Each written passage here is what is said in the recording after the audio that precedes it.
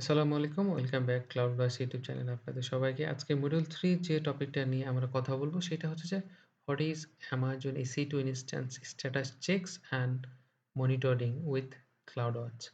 So EC2 instance launch করার পরে যে বেসিক্যালি যে ফার্স্ট টাইম স্ট্যাটাস চেক আমরা দেখে থাকি 2 বাই 2 অ্যান্ড হচ্ছে যে দেন লঞ্চের পরে আপনার যে EC2 ইনস্ট্যান্সের হেলথ চেকের জন্য যে আমরা মনিটরিং উইথ CloudWatch এর যে আমরা ম্যাট্রিক্স বা ইনসাইট গুলো দেখে থাকি, সেইটাই হচ্ছে আমরা এখানে আলোচনা করব। সো চলুন শুরু করি। ফার্স্টলি আমরা EC2 ইনস্ট্যান্স এর স্ট্যাটাস চেকস এর ব্যাপারটা আমরা দেখব। সো এইখানে আমরা স্ট্যাটাস চেকের যে ২ টা থাকে সেটা হচ্ছে ফার্স্ট যে সিস্টেম স্ট্যাটাস চেক।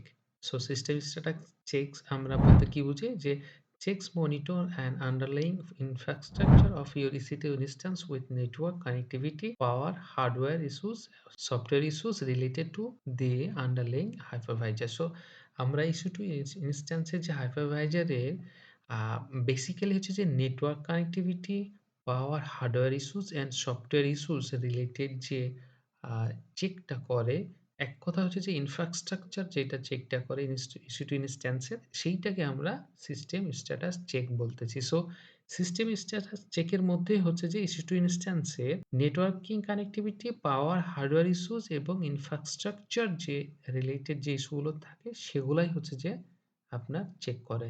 দেন নাম্বার 2 হচ্ছে instance status check. So basically instance status কি? সেটা হচ্ছে যে checks focus on the software and configuration of your EC2 instance with OS issues, instance reachability, configuration issues within the instance. So instance এর software and configuration এবং হচ্ছে যে আপনার OS যে ইস্যুস রয়েছে এবং ইনস্ট্যান্স এ মানে রিচ করেছে কিনা এবং configuration. So configuration, OS and reachability and software configuration এর উপর ডিপেন্ড করে যে চেকস টা করে সেইটাই হচ্ছে যে ইনস্ট্যান্স স্ট্যাটাস চেক। সো আমরা যে স্ট্যাটাস চেকস এর যে 2 বাই 2 দেখি সেটার মধ্যে নাম্বার 1 হচ্ছে যে system status check and then হচ্ছে নাম্বার 2 হচ্ছে instance status checks.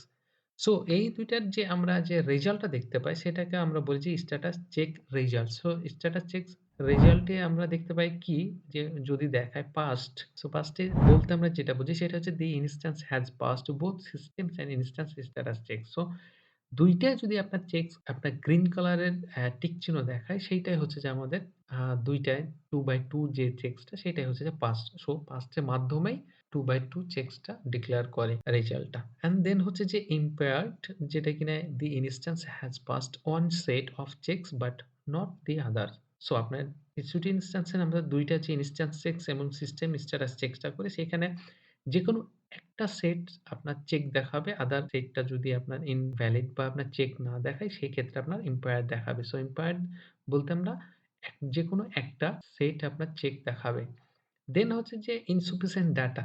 So insufficient data আমরা কখন দেখতে পাই বা আপনারা যেই অবস্থানে দেখতে পাবেন EC2 ইনস্ট্যান্সে সেক্ষেত্রে দেখা হচ্ছে যে the checks are inconclusive and typically due to the instance recently launching or terminating. So basically insufficient data আসলে তখনই দেখায় যখন আপনার হচ্ছে যে মাত্রই আপনার EC2 ইনস্ট্যান্সটা লঞ্চ করেছেন অথবা আপনার EC2 ইনস্ট্যান্স আপনি টার্মিনেট করেছেন সেক্ষেত্রে আপনার insufficient ডাটা দেখাবে। বিকজ লঞ্চ হওয়ার আগে কোনোই আপনার EC2 ইনস্ট্যান্সের যে সিস্টেম চেক বা ইনস্ট্যান্সের চেক কোনোটাই দেখাবে না। অ্যান্ড দেন হচ্ছে যে টার্মিনেট যদি করে তাহলে টার্মিনেট করার পরও কোনো ডাটা থাকবে না। সো এইটার উপর ডিপেন্ড করে ইনসফিসিয়েন্ট ডাটা বলে থাকে। সো এই যে EC2 ইনস্ট্যান্সের স্ট্যাটাস চেকস বলতে আসলে আমরা ২ টা যে দেখতে পাইলাম যে 2 বাই 2 চেকস এ সেটা হচ্ছে সিস্টেম স্ট্যাটাস চেক এবং ইনস্ট্যান্ট স্ট্যাটাস চেক। আর রেজাল্টটা কোনটা কখন দেখাবে সেটা আমরা দেখে নিলাম। সো এরপরে আমরা যাই হচ্ছে যে EC2 ইনস্ট্যান্সের মনিটরিংটা। সো মনিটরিংটা আসলে বেসিক্যালি হয়ে থাকে কয়েকটা ভাগে বা পার্টে। সো ফার্স্টলি আমরা দেখেছি বেসিক মনিটরিং এর কি থাকে বা কি আমরা দেখতে পারি। সেটা হচ্ছে EC2 ইনস্ট্যান্স আর automatically monitor at a basic level. So basic level আপনার মনিটর অটোমেটিক্যালি হয়ে থাকে EC2 ইনস্ট্যান্সের। দেন হচ্ছে basic metrics include CPU utilization, network traffics and disk IOPS. So basic মনিটরের মধ্যে যে ম্যাট্রিক্সটা আমরা পেয়ে থাকি সেটা কি থাকে? যে firstly CPU utilization, then network traffics and disk IOPS যে ইনপুট অ্যান্ড আউটপুটের যে ম্যাট্রিক্সটা সেইটা। সো বেসিক এর মধ্যে আমরা এই ২ টা দেখি। দেন হচ্ছে ডিটেইল মনিটরিং এর মধ্যে আমরা কি দেখতে পাই? সেখানে হচ্ছে provides more granular insight into the performance of your EC2 instances. So EC2 instance এর যে আপনার ক্ষুদ্রতম বা ছোট যে সার্ভিসের গ্র্যানুয়ালি আপনার যে ইনসাইটটা আমরা দেখতে পাই সেটা হচ্ছে ডিটেইল মনিটরের মাধ্যমে আমরা দেখতে পাই এবং EC2 ইনস্ট্যান্স এর পারফরম্যান্সটা দেখতে পারি। দেন হচ্ছে যে additional metrics are collected at a one time frequency. So frequency টা আপনাকে হচ্ছে যে one time frequency যেটা কিনা আপনার additional metrics are collected at a one time frequency EC2 instances. So detail মনিটরের মধ্যে additional metrics টা আমরা এভাবে দেখতে পাই one time frequency এর মাধ্যমে।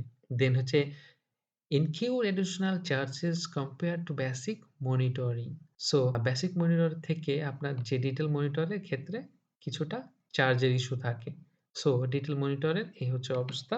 দেন আমরা যদি যাই monitoring with Amazon CloudWatch, so CloudWatch এর মাধ্যমে আমরা কিভাবে মনিটরিংটা করতে পারি সেক্ষেত্রে ইন্টিগ্রেশন করে যে Amazon CloudWatch এর সাথে ইন্টিগ্রেশন কিভাবে করে যে metrics collected are sent to Amazon CloudWatch. So আপনার যে বেসিক মনিটরিং বা ডিটেইল মনিটরের মাধ্যমে বা মেট্রিক্স গুলো কালেক্ট করে সেইটা Amazon CloudWatch এর কনসোলে সেটা সেন্ড করে এবং সেটা Amazon CloudWatch এর প্ল্যাটফর্মে শো করে এবং মেট্রিক্স বা ইনসাইট গুলা দেখায়। ওটার উপর ডিপেন্ড করে। দেন হচ্ছে যে CloudWatch metrics. So CloudWatch metrics টা অ্যাকচুয়ালি কি? সেটা হচ্ছে যে include CPU utilization, disk input and output, network input and output and more. So আপনি CloudWatch metrics এ CPU যে utilization দেখতে পাবেন, disk এর input output দেখতে পারবেন, networking input output দেখতে পারেন এবং আদার যে আছে সবকিছু এখানে দেখতে পারবেন।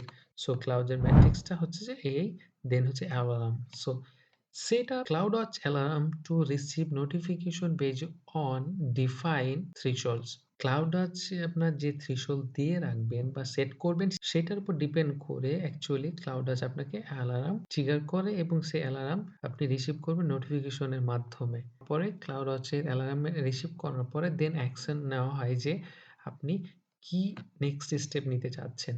সো আপনার থ্রেশহোল্ড এর যে সেট করবে সেই থ্রেশহোল্ড এর উপর ডিপেন্ড করে EC2 ইনস্ট্যান্স এর কি পরিস্থিতিতে কি করবেন সেইটা আরকি পরবর্তীতে অ্যাকশন নেওয়া হয়। সো দেন আমরা হচ্ছে দেখলাম যে Amazon EC2 ইনস্ট্যান্স এর স্ট্যাটিস্টিক্স অ্যান্ড মনিটরিং ওভারভিউস। সো আজকে এ পর্যন্ত।